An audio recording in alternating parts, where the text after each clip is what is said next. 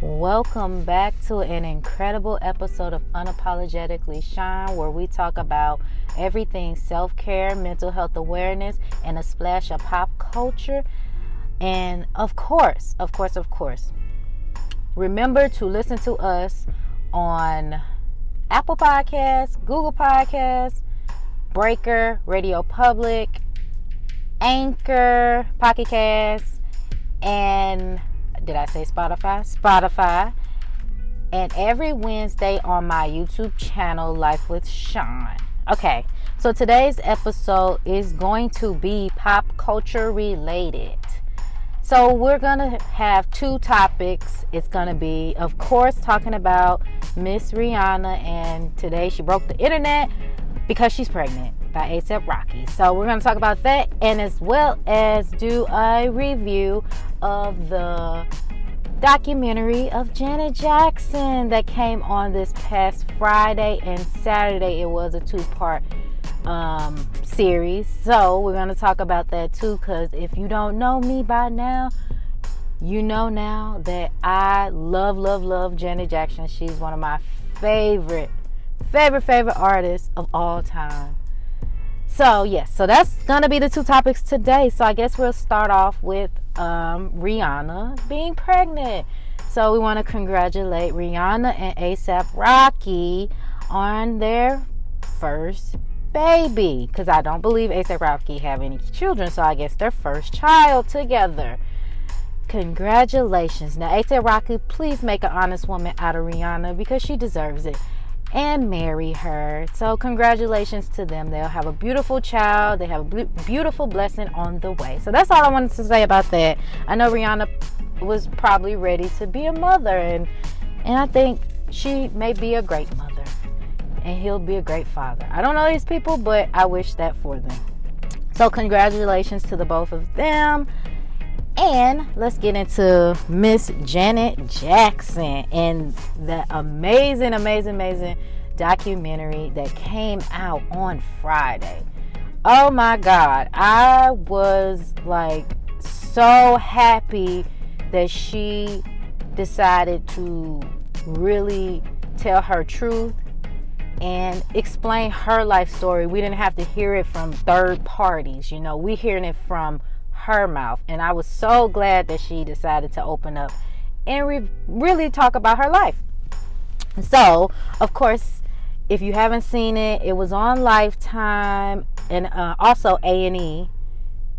So yes, if you haven't seen it, I'm sure they'll do replays, you know, reruns of it.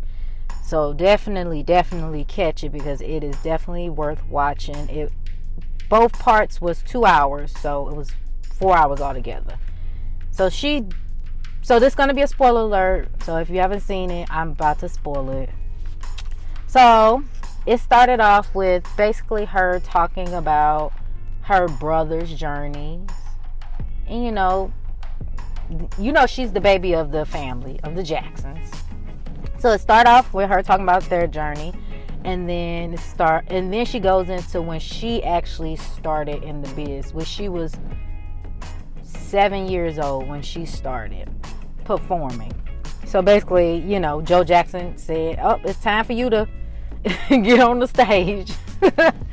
So that's when she started. They had an act in Vegas, and so her first performance was in Vegas, which in my opinion, children should not have been performing in Vegas. So I don't think that was age appropriate anyways for any of them, because they were children performing for adults. So that was a little iffy in my opinion, if you ask me. And she, you know, explained like they did see a lot, like being a child. So I didn't think that was cool, but that's how it started. She also, before she went into how she started in the music business, they went back to their home in Gary, Indiana, and I think they must still own this house, because it's updated now, but I would think they would own this house. They stayed on a street called Jackson Street, and of course people thought it was named after them, but no, it was not named after them. It was already there. So that was pretty cool that they stayed on the street. That was their last name. But they did stay in a really, really tiny 2-bedroom house, and it was 9 children and 2 adults in this tiny, tiny 2-bedroom home. And yeah, it's crazy. Like they were in this small home, but you know, Joe Jackson and Catherine Jackson, they made it work. They did what they have to do. And it's a lot that people say about Joe Jackson, but what I want to say is they kind of talked about it too in there. Joe wanted the best for his children. Of course, he was very, very strict, and maybe too strict for my liking, but he did this to push his children so they can be better, you know, than him. We all may not agree of how he pushed his children, but that is why he pushed them so hard to be the best they can be, and to not fall victim of their environment of where they grew up, you know. So that's why. So basically he gave up his fatherhood to push his children to be successful. So that is Joe Jackson in a sum. But back to them. So they definitely talked about the upbringing, her and her brother Randy Jackson. So they went back to their old home. And so that's how it all started off. They talked about that. Then, of course, I just explained about how she started in the show business at 7 years old. And then her father pushed her into acting. That's how she got the role for Penny on Good Times. You could tell, like, as she explains everything, like, that really wasn't something she wanted to do. She really didn't know what she wanted to do. I mean, starting at 7 years old, you don't know what you want to do. Like, that's me thinking of my own child, like, making him perform 2 nights, like, 2 shows a night. Like, that's crazy, like, for a 7-year-old to do. But she really didn't know what she wanted to do in life, and at 7 years old, you know, as a kid, so that you could tell, like, she probably wanted to do something else, but, you know, that was the family biz, so she got pushed into it. And so after that, she went into talking about after Good Times, she was managed, and the whole time she's managed by her father, Joe Jackson, right? And by the time she was about 16, 17, she felt controlled, you know, by her father. She wanted to get out, and the only way she could get out was to get married. So that is when James DeBarge, if you don't know, she was married to James DeBarge. That's when that came into play, because she wanted her freedom. So she married James DeBarge.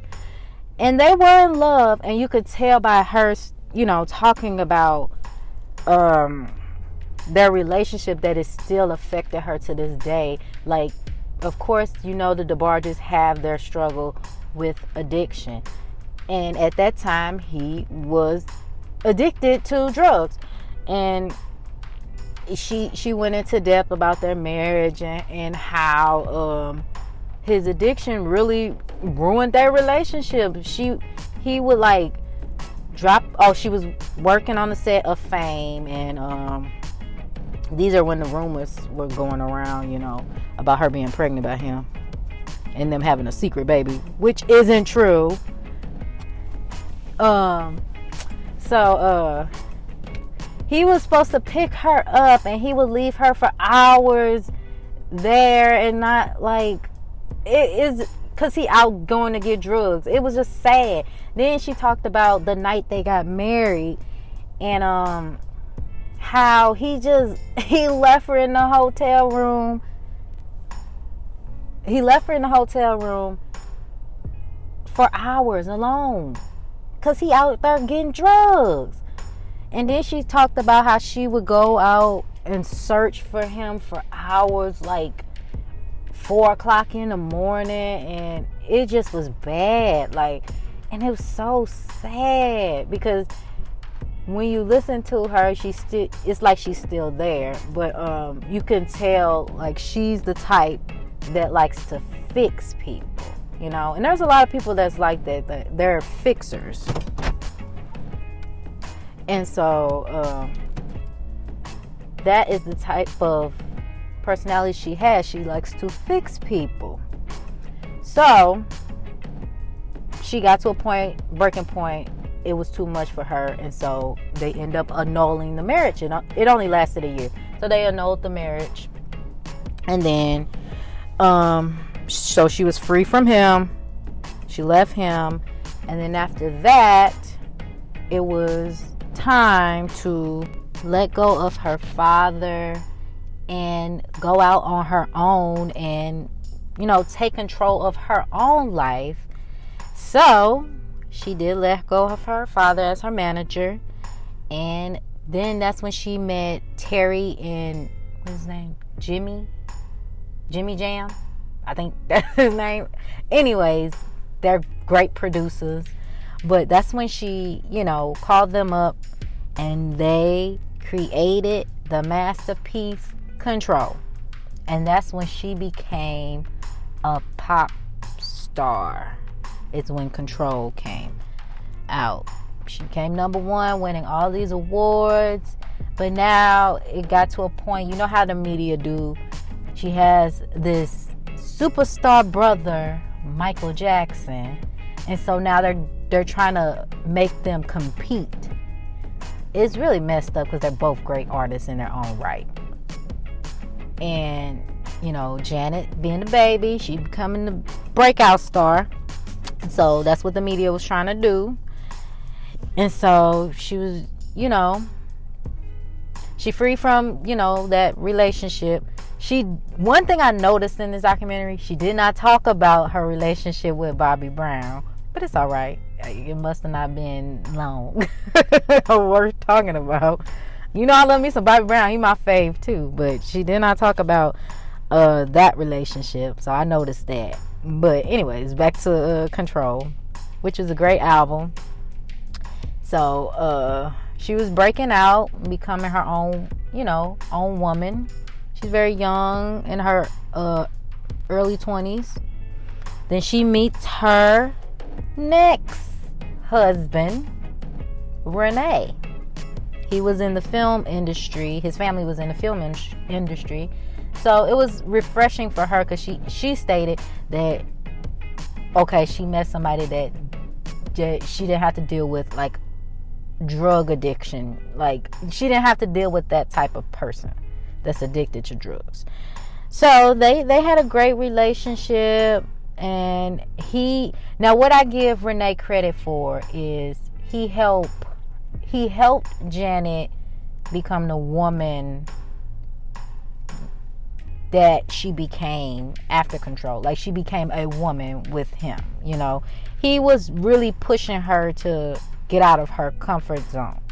So I give him that, because if it wasn't for Renee, we would not have the Janet that we have, you know. We wouldn't have had all the great, you know, from the Velvet Rope album. We wouldn't have had that Janet if it wasn't for Renee. And you know that iconic photo with, you know, off of Rolling Stone magazine, that's his hands covering her breast. That was Renee. So I did not know Janet was married so many times. I didn't know about the Renee one. I knew about James DeBarge one. I think everybody knew about that one, but did not know about the guy Renee. But they were married for 9 years, up until 2000. I think it was 2000 or 2001 they were married. But he did get a lot of stuff on film of them, so we got to see, you know, their relationship. And I think what messed them up was that it was too much blend. Like, they didn't have no separation from work and relationship. So I think that's what really ruined them in the end. And of course, drugs end up playing a part again. It's like, I don't know, she keep attracting men that needs to be fixed, or that needs rescuing. She keep attracting broken men. And I noticed that was a pattern. And most of the time when you do that, it's something within that is making you attract these type of people. So of course in the end he became that as well. So she had to let him go. And he was becoming a bit controlling too. I noticed that, like, watching like the film and stuff. He was a bit controlling, because I'm like, what man is cool with all of the stuff? Like, he on the set when she was on Poetic Justice, and she kissing Tupac and Q-Tip, and like, I don't know what man would feel comfortable with that. And not only that wasn't really the issue. It was her video again, and like, how the guy kind of putting his hands in her pants, like, he right there, he the one that said do it. And it's like, I thought that was a bit much, but I guess he was a director and he was cool with that. But I don't know if most men would be comfortable with that. But he just became a bit too controlling and couldn't turn it off. And I think that's what really ruined them, besides the drugs. So after she left him, she still continued to be the great Janet Jackson. And then she talks about how her and Michael did the record Scream. And she talked about the video and how and what made me so upset is, like, the industry really destroys people. Like, the video, it was very iconic, and she said it cost them $7 million to make that video. But the thing is, they was on set, but they were never, like, in the same room. Like, his people kept Janet away from Michael, which was crazy. Like, I'm like, what the heck happened? Like, you see, when people get to a certain point, I don't know, they change. Like, I'm like, what? Mike treated Janet like that? Or he allowed these people to do that? They wouldn't let her see him. It was really janky. I'm like, what kind of mess is that? And so, I hope it ain't too loud. But I was like, this is really messed up. They were trying to basically make them compete, and it's like, they're family. Forget the music stuff. They are family. And I thought that was really messed up that Michael Jackson allowed the people, or maybe he didn't even know, but she said that's how she felt, and that's what happened. And I thought that was really messed up that even had to go down. Like, that video is iconic. They are amazing, Michael Jackson and Janet, and they did amazing on that song and the video. And they're two talented people, and I hate when the industry put talented people against each other when there's enough room for everybody. So that bothered me, that she had to even go through that, and Mike even allowed that. That was messed up. And then it goes into, the Super Bowl incident, which was ridiculous. Like, it was so stupid, honestly. And we all know, if Janet wasn't a black woman, it wouldn't have went the way it went. I don't care what nobody says. It wouldn't have went that way. And it really made me more upset, because to find out that she ran off stage crying. And then Justin Timberlake, I know y'all roasted him on Twitter. He needs to be roasted, because Janet said she did talk to him, and she said don't say nothing. But as a man, he should have said something. He should have defended her and say it wasn't her fault. So her career got blackballed, and he elevated from this. And she got blackballed because of this. And it wasn't even her fault. He the one ripped it off. And it was, okay, we Googled the picture to see what it looked like. Okay, she had the little sun nipple ring or whatever. I understand the times. But I'm like, I kept saying, like, well, where the heck is all these people at now? With all the crap that's on the TV now, where they at? Like, it's... But anyway, I thought it was ridiculous. They shouldn't have been... They literally banned her from the Grammys that year. They just did... They stopped playing her music. It was ridiculous. They did Janet so wrong. And it was not even that bad. It wasn't that bad. And it wasn't even her fault. Like, if that was the case, you're going to ban her, you should have banned Justin Timberlake because he was the one that did it. And y'all let him he was still nominated for Grammys that year. He still got to do his music. People still play his music. But they did Janet so dirty. And to this day, I don't like Justin Timberlake because he was a coward and he wasn't a man. He should have stood up for her no matter what. And that was wrong. So that was that. Of course, she was dating Jermaine Dupri at that time. She went into that relationship. And oh man, I knew he cheated on her. I can't believe he cheated on her. Like, she was in love with that man. She wanted to have his babies. That's how you know when a woman is in love with a man, she wants to have his children. She wanted to have this man babies. And he cheated on her. Probably with some dusty. I know the girl was dusty. I know she was dusty. Because most of the time when men cheat, they cheat with dusties. And I'm like, you had Janet Jackson. I know Janet Jackson is just a woman, but she's a beautiful woman. And she seemed like a sweet person. And you cheated on her with some random groupie. We know he did. So he messed up that relationship. Plus he never made enough time for her. Like, he was a workaholic. And yeah, he messed that up. Like, they were engaged. He did ask her to marry him. And he just messed that up. But they were together for a while. They broke up, I think, in like 2000 and, I don't know, 9 or so. I don't know what year they broke up. They didn't really go into depth when they broke up. But yeah, but they're still good friends to this day. But you could tell it was really painful for her because she really loved him. And so after that, then they went into talking about her having a baby. Oh, well, before the baby, sorry. Going back into the acting. So Why Did I Get Married? That was going back into acting and getting her, getting back out there. So it really helped her. And then she, of course, got married again. She didn't talk about that marriage, but she talked about her having a baby. And she loves her son. And basically, from what I got from it, it sounds like she is retiring. And she just wants to be a mother. And I'm so cool with that. Like, I'm happy for Janet. She seems so happy with her, like, being a mother. And I'm happy for Janet. She seemed very happy. And I think it would be great for her to just focus on her son. And she don't have to do music again. She don't have to tour again. She don't have to do none of that. She could just be a mother and just live her life. And yeah, just be happy, And you could tell her son makes her really happy.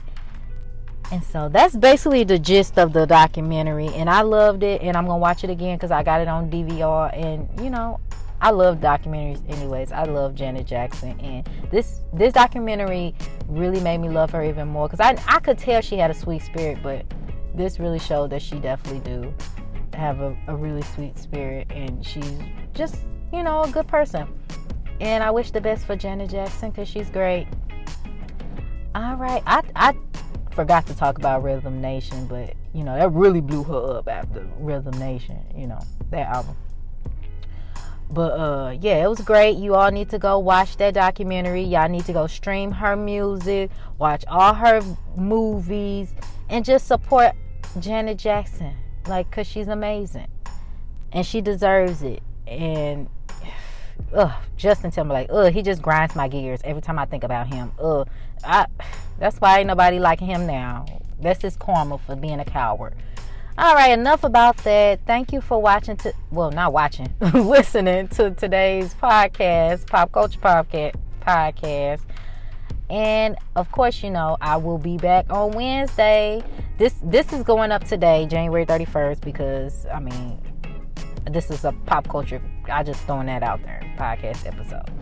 But our normal Wednesday episodes, of course, Black Girl Healing Session and another Unapologetically Shaun episode will be available on Wednesday. All right, have a great week, and I talk to you all on Wednesday. Bye.